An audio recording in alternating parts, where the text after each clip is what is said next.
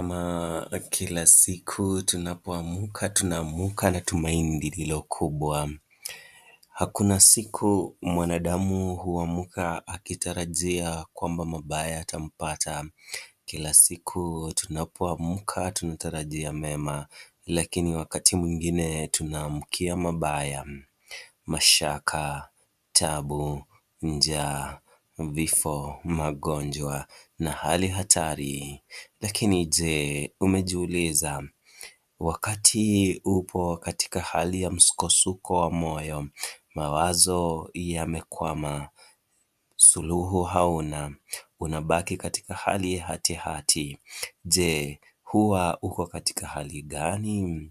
Wakati mwingine hata unakosa maamuzi, wakati mwingine unakosa suluhu, na hata wakati mwingine unajikuta katika hali ya kuchanganyikiwa kabisa. Lakini kumbuka jambo hili, kwamba katika hali zote ngumu, katika hali ambazo hatuwezi, katika hali ya kukata tamaa na kukosa tumaini, Mungu huwa yuko pamoja nasi. Kumbuka Yesu alisema hivi katika kitabu cha Yohana 14:27, amani yangu nawaachia, nawapa, si kama ulimwengu wapavyo, amani yangu nawapatia.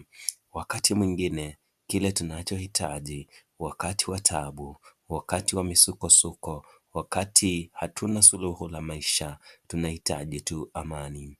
Amani itokayo juu mbinguni, si amani ya matumaini ya vitu vya Life is like a ulimwengu. day beautiful Maana or hebu gloomy. It might tafakari, appear the results are to wakati change as it umempoteza mpendwa continues. wako, Be hata optimistic mtu always, no akueleze matter how things kivipi, begun. kama hatarejea, upo katika hali ya kuhuzunika, upo katika hali ya mateso na huzuni, lakini unahitaji nini? Unahitaji amani na tumaini, na hili ndilo tumaini la siku ya leo na mwangwi wa matumaini kutoka Microsoft TV.